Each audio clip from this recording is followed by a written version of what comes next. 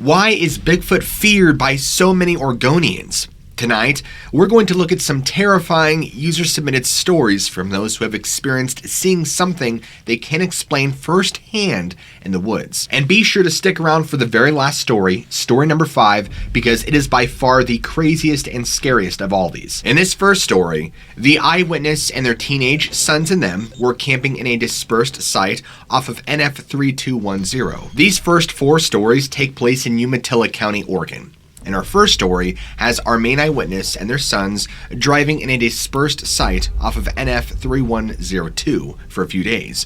On the morning of the 12th, just after 6 a.m., they're making coffee when they heard a guttural growling that rose to a higher pitched scream and then became what they described as a whooping sound, after which it dropped back down to a growl. Now, this sequence repeated 3 times. Their dog freaked out barking, but would not go past the saplings on the east edge of the camp, which is strange because this dog usually pursues deer, elk, bears several hundred yards into the woods. So our eyewitness grabs his bow and walks past the line of saplings into an open forest that slopes down a ravine with areas of rather dense vegetation. He calls his dog to follow, but he would not come. The forest in this area is full of downed trees, where his sons and him had gathered firewood just the previous afternoon. He believes that the sound came from the vegetation/trees at the bottom of the ravine, which had been about 30 feet near them when gathering the downed wood. They walked only about 20 feet past the saplings and stood on a log for a better view, but did not see anything moving initially. Then they decided to go back to camp, being a bit concerned because their dog refused to leave the area of the tent, like the dog was worried for something or about something. For the next hour and a half, he sat there with his bow next to him and his dog sitting between his legs, listening to many instances of downed branches cracking beyond the saplings. When the cracks would stop, it was abrupt, not fading as if the cause were it moving away. There were large branches being broken, similar to the sound of a bear breaking wood. His dog is not afraid of bears and has chased away several, including one in the previous week in eastern Idaho. Now, about half an hour after the cracking sounds had stopped, the dog went out in the forest to investigate, and everything seemed to return to normal. It was then that he had heard again the squirrels angrily chirping and chattering at the dog, and realized that he had not heard the sounds of these animals at all during the noises of cracking. And this eyewitness goes on to further state that he has never heard anything in the Blue Mountains, Rockies, or Cascades like this specific sound, that it sounded nothing like a deer, elk, moose, bear, mountain lion, or bobcat. The only possible thing they could think of is maybe a mountain lion was killing an elk, but it repeated 3 separate times with just about the same length and cadence. And the whooping part of it reminded him of those plastic bellow hoses that you swing in the air to make a whistling whooping sound. Just a few days later, while going to Pendleton, he was describing these sounds to a local hunter when an older native woman had overheard, and she had inserted her opinion that it was a Bigfoot, and that she's heard them many times on the Umatilla reservation. There's also what's known as the Umatilla Screamer around these parts. Our second story takes place with an eyewitness who was only 14 at the time of this experience. They were only at this location once and have no real recollection of how they got there, but they recall it being a little bit unusual. At the time, they lived in southeast Washington state and wasn't that far away from said location, maybe 90 minutes at most. After reviewing several maps of northeastern Oregon, they're talking about a river in that area with an unusual name with several small creeks feeding from it, the Winaha River. They also recall the encampment had a small parade ground, perhaps a third to a half the size of a football field with a small pond, both of which were elevated from the river by no more than 15 feet. They also seem to recall parallel to the river at this point a Forest Service road. And, if they recall correctly, the sun setting in the west places the ravine/creek at the west end of the camp. Their campsite was at the northeast end. The river along the southern edge of camp flowed east to west, and the small creek flowed down out of the north. This was near Walla Walla, Washington. At this time, they were attending a senior Boy Scout leadership camp in northeast Oregon in midsummer of 1976. The only reason they could recall these specific details of the date was because their birthday fell on the Sunday after camp broke up. The details of the location are fuzzy, but the incident is not, the witness claims. They recall 3 inexplicable incidents from that week, the 27th of June to July 3rd, and first, they recall waking up early in the week, about 6 in the morning. Even late June in the Blue Mountains, mornings are brisk, and no one was very quick to leave their tents. One of his campmates announced his intention to relieve himself about the same time that our eyewitness was crawling out of the tent. At that moment, he had heard a great deal of brush movement in the hillside brush overlooking their camp. Unfortunately, he can't recall whether he heard footfalls or not, knowing now that even deer are far from quiet when running through the underbrush. However, he can't rule out the possibility of deer grazing immediately above the tents and becoming spooked as they had exited the tents. But it was extremely noisy, they claim. And third, the second is the most significant. The camp was breaking up Saturday morning, and they were fixing lunch for their parents who were supposed to be arriving very shortly. One of the camp leaders was showing off some footprints he claimed to have found by the river that morning and cast, then obliterated them to prevent distractions. They don't recall the particulars, but the eyewitness there claims they were larger than average, proportionally correct as near as they can recall. They claim that they've always looked on the story behind those casts with most skepticism and intrigue. But the most significant part of this story was during a midweek event. They believe Wednesday night, to be exact. The exercise was to follow a set of instructions using a compass to find a location, set up camp for the night, and then return in the next morning. Following these instructions, they made their way along the trail beside the creek up the wooded ravine. If memory serves our eyewitness correctly, they had left somewhere around 6:30 and walked some 1,000 paces up the ravine, roughly between a half and 3/4 mile distance. They were greeted by a camp staff who had placed himself unobtrusively off to the side to make sure that they had arrived safely, then headed back down the trail promptly. The trail was not overly steep, but on the opposite side of the creek, the hill came right down to the creek and was reasonably thick with trees and vegetation. They have trouble remembering specifically, but they think they arrived somewhere between 7 and 7:30 p.m. because of the ravine setting and the tall trees around them. Darkness had settled in rather quickly. They seem to recall the sun setting more or less on their left as they hiked up the trail. Now, after taking a few minutes to set up camp and start evening preparations, our eyewitness, being a fisherman, decided to dip into their emergency gear and try their hand in the creek immediately downstream from the camp. It was probably about 7:45 at this point, still light, but darkness was closing in and fine details were becoming harder to see. Using a small safety pin with a worm, since they're usually a fly fisherman, some monofilament, and a piece of wood that they made a crude rig to test a couple of holes. One of these scouts watched for maybe 5, maybe 10 minutes before returning to the camp between 30 and 50 yards away. Now, shortly after this scout had left our eyewitness, they had a distinctly uncomfortable feeling of being watched. Our eyewitness did, and many times since then, they had been in the woods alone, frequently fishing, and have felt similar sensations, only to find deer hoofprints in the streamside mud filling with water. But this sensation was unique, as it made the hair on the back of his neck stand up. The creek was not very wide, and he was standing in more or less in the middle of it, straddling the stream with each foot on a rock and facing upstream, with the trail to his left, and the wooded hillside on his immediate right. And our eyewitness recalls very little standing room on the right side.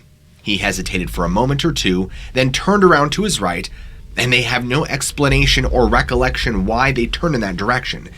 Because this was a smaller ravine which was thoroughly wooded on both sides, light was fading, but there was sufficient light to see by. Now, maybe 35 yards downstream, they didn't see much, only what they can describe as a long leg and a foot disappearing up the hillside into the trees and brush. It was much darker than the foliage, moving, and so it stood out. As the leg disappeared from view, they vividly recall turning around, shaking their head, a habit that they still have, perhaps in disbelief at what he had just seen, kind of like tree stumps don't usually get up and move like that. Recently, while watching a nature program, they saw a similar angle of a bear disappearing into the brush in a similar direction. The problem here is that the bear's legs being shorter, the knees bent much closer to the ground and not much above the foot. What they saw was a foot bending at the ankle, but no bend above that. And also, the leg was lifted, unlike a bear's, which is at best shuffled forward. Best estimates is that they saw perhaps 2 to 2.5 feet of leg, but no knee. And finally, they don't recall any unusual odor or silence at the time.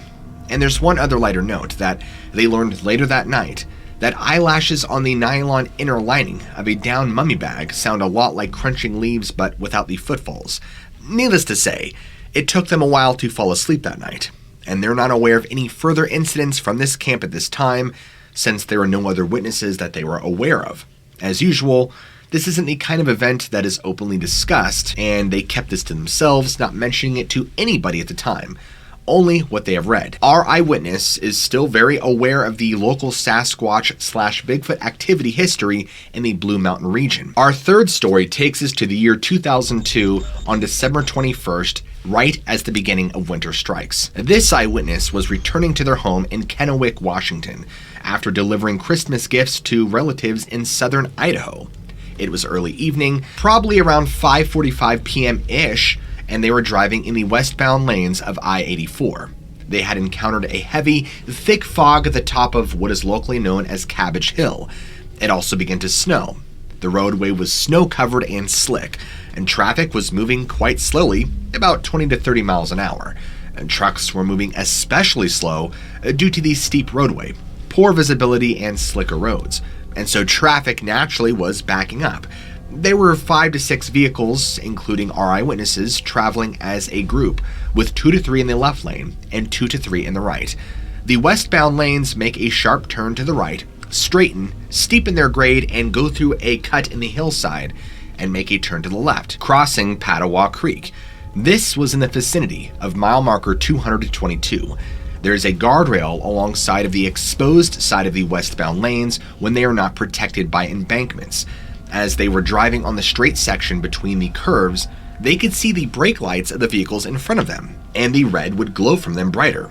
So they assumed they were either getting closer to the left turn and people were slowing, or there were some slower moving trucks ahead. They were in the left lane and slowing down, putting more space between them and the car in front. And suddenly, they see this large creature sitting or leaning on the pavement side of the guardrail. This would be to our eyewitness's left, and it appeared to be watching or waiting for traffic to go by. Its head had turned from side to side, but didn't notice any details. And they looked at it as they drove by and noticed that it appeared to be covered by long hair or a long fur-like coat, which was covered and streaked with snow. It watched this eyewitness drive by, and at first, they thought there must be an accident or a stalled vehicle ahead. There were none behind them that they had passed, because why would anybody be standing or sitting in that location watching traffic? They were puzzled by what they saw and noticed there were no vehicles that were stalled or parked below this location either. But the more they thought about it, the more they realized that, no, this would be crazy. Why would someone be there? Except for the interstate. This spot in the interstate is fairly isolated. Farms and ranches are quite a long distance away.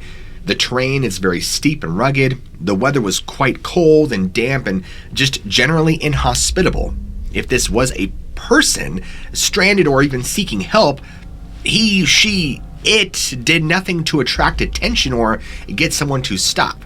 This was definitely not the time or place one would encounter somebody out for a leisurely stretch of the legs. They went on to claim they don't disbelieve in Sasquatch, and they know there will always be hoaxes and logical explanations for things that seem unexplainable, but they also know there are things yet to be discovered, and new discoveries are made almost every day.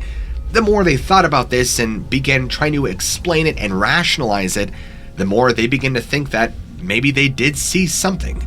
Maybe it was a Bigfoot after all. So he calls his wife and tells her exactly what happened. And of course, she gets a big kick and laugh out of the story, thinking the whole thing's a joke. And so our eyewitness agrees, thinking that the whole idea is ridiculous and thinking maybe they've just been driving too long and should take extra care in traveling and remaining the distance to home. But when our eyewitness gets home, they retell the story to their family and friends, and that Understanding smile has been the usual reaction, but some have also said, who knows, maybe you did see a Sasquatch. All in all, it makes for a very interesting and unexplainable experience. Because again, why would anybody be out there in that sort of weather? I would love to know your guys' personal theories on this one. Our fourth eyewitness encounter story takes place near the area of Cayuse. Our eyewitness starts explaining that their pa would not let them sleep outside in the summertime, and their father claimed that there were too many things they didn't know about that he could not trust.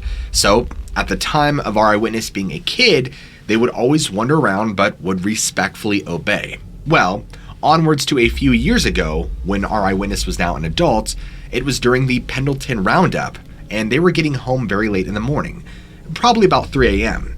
Their friend and them were sitting in the car planning for the next day's adventure. The engine was running, but the lights were off.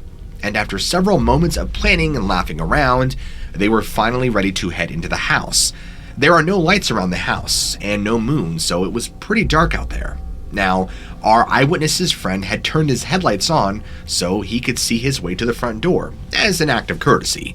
And as soon as the car lights came on, this huge, slender-built man went sprinting across the backyard. And I'm not talking about Slender Man, I'm using this as a description. It was this hairy thing, right? Humongous. His head must have been right at the level of the corner of the house.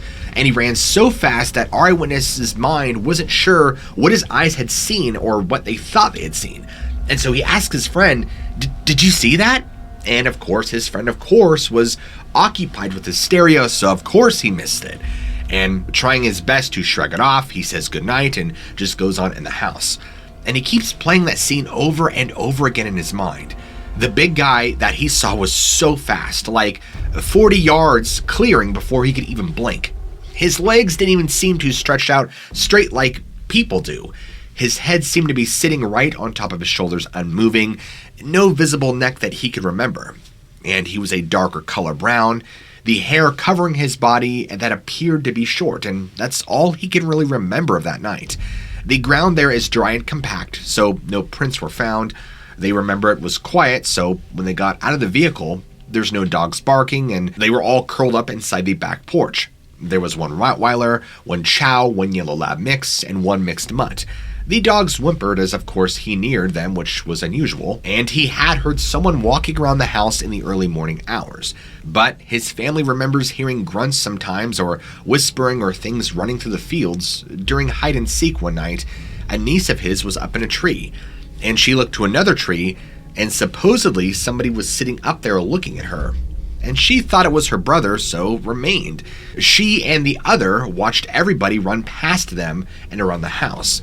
When she saw her brother run past, it frightened her, and she yells out to her brothers and jumped out of the tree, and everybody then went inside. As far as the mysterious large hairy man that was outside of his house, we'll never know. And our very last encounter story takes place in 1995 in the summer in Tillamook County, Oregon. They even agreed to go on Good Morning America back in 1996 under very specific conditions that only their voice would be used and not their actual name. They were apparently interviewed, the eyewitness, but then showed them completely, going on to feel completely betrayed by Good Morning America. But I guess that's beside the point. So, our eyewitness and his girlfriend were both in law enforcement at the time, and they were at the time a U.S. Forest Service officer, and then later becoming a police officer. Now, at this time, they had been out on the field for a total of 3 years, and they want to tell their story and show the photos. So on August 14th, 1995, their girlfriend and them were camped on a beach in Oregon, north of Lincoln City and south of Tillamook. They were on vacation and were the only people on that beach at the time. They had a good fire going, and dusk was soon approaching at around 9 p.m. They were camped out on a bluff about 7 feet above the ground and had a clear view of the beach north and south. They were set back on the bluff around 100 feet from the shoreline, and they noticed a figure which they thought was a person standing south of them on the beach. And they guessed around 100 yards from their location, standing near the shoreline, looking in their general direction. At that distance, though, they thought it was strange the person was covered in black clothing, or so they thought, and they were a bit alarmed, thinking someone may be planning to harm them. They also thought it was strange because nothing was down the beach except rugged beach line to at least Lincoln City, 20 miles to the south. When they had lost sight of it, they felt a bit uneasy, wondering what the person was up to, not getting good feelings. Later on, they saw the same person coming back but not stopping. It kept walking in their general direction to a distance of about 50 yards. It stopped, turned around, and headed back to the south. Again, 5 minutes later, the person came back, and this time, it kept walking to a 90-degree angle to their location and turned around and headed back south. By now, the sun had set, but the moon was full or close to it. It was a very bright twilight with the sand and ocean. The person in question again came back, following closer to the shoreline this time. It walked directly by them and passed to the north. They noticed the person was very large and seemed to be as tall as they were on the bluff. They were jet black and had the forward posture with the long swinging arms. They also noticed the person almost seemed totally uninterested in their presence and looked like it was looking for something on the beach, stopping occasionally and starting up again. The person turned around and went directly back at a quicker pace, heading at a fast walking speed, maybe 5 to 6 miles to the south. They were amazed at how unusual the scene was, and the pace, and the fact that the motion was more fluid and not bouncing as they walk or jog like a person does. But also the all black. I mean, there was no distinguishable color from head to toe. The head was kind of pointy, and the person now headed south quickly and went out of sight. So he grabs his mag light, runs down to where his girlfriend had told him to stop, so he knows where to look for prints, and just before that point, he nearly trips on a track and was amazed at how deep it was. It was at least 10 inches down in the sand, and he pressed down maybe an inch or two at most in the sand as he walked. His weight was considerably less than whoever this person was. So he yells for his girlfriend to come down here and see what he's looking at, and she reluctantly comes, but she's glad she did, because when she gets close, immediately she's like, oh my gosh. The tracks were at least 16 inches long and 10 inches wide. And as they were focusing on the tracks, his mag light suddenly goes out. Now he tells her not to worry, he had a spare bulb with him luckily, with his flashlight, and as he's fumbling to change the light bulb in the bright moonlight, she yells, "It's coming back!" And he drops the bulb in the sand and just stared at it as it approached them at a fast rate, from the south at about 100 yards. So she quickly pulls his arm, trying to drag him back up to camp, and he tells her, "I'm staying, I want to find out who or what this was." And at this point, she becomes frantic, screaming, "Come on, we have to go now." And as she heads to camp, she just stands there, and our eyewitness just remains stunned. At a far distance of maybe no more than 80 yards or so, this thing was clearly taller than our eyewitness at a level field, and as it began getting closer and closer, he begins to start yelling, "You better stop, I'm gonna shoot." But really, he was unarmed, right? It's just a threat. But it kept coming, directly at him, like he simply didn't exist. Its shoulders seemed to be at least 4 to 5 feet wide with no neck. And he began to notice hair all over it and started to barely make out a face in the lighting. And at that point he realized, he said out loud, "Oh my gosh, it's not a human." And he couldn't move for a moment. His entire body froze up, just solid. And when he finally gains control of his body again, he runs like hell toward his girlfriend, who's screaming, "Run! Run!" And he runs fast, thinking this thing was coming for him. Now he gets to the top and was happy to see that it completely had ignored him and just kept walking past where they had both been just standing. It walked beyond and then turned around and walked back to the south, out of sight. They both then ran over to the hill to the rental car, and he yells at his girlfriend, "Where are the keys?" And they both make a terrifying realization. The keys were back down on the beach in the tent in our eyewitness's bag. They hesitated, they were scared, and they went back. They grabbed them, and they were going to leave everything else. They didn't care. After a few moments, they calmed down and decided to go back to their things. Then, they decided to actually end up staying through the night. Somehow, right? After the eyewitness's girlfriend stated over and over again, it could have hurt us if it wanted to, but it didn't. Why? I think that had a lot to do with them staying. So they got the video camera out of the car, and they kept the fire going all night, hoping that the light would give them some protection staying up. Of course, the eyewitness's girlfriend didn't make it all night and eventually fell asleep of exhaustion, but they never saw it again after that event. Now, As soon as daybreak came, they took the film camera and took pictures of the footprints heading both north and south of the beach. Luckily, they were not very degraded due to the wind. Our eyewitness decided to follow the tracks and used items and himself to give depth and distance. And notice the tracks went all the way to the east at point. This was the direction that he had assumed this creature went. And after he took several photos of the tracks, he runs back to camp. They left Oregon, drove to Seattle, and caught their flight back to Colorado. After a few weeks, they did a bit of research and contacted Richard Greenwell, who is now deceased, of the International Society of Cryptozoology, and had him get in contact with a gentleman from Portland, Oregon.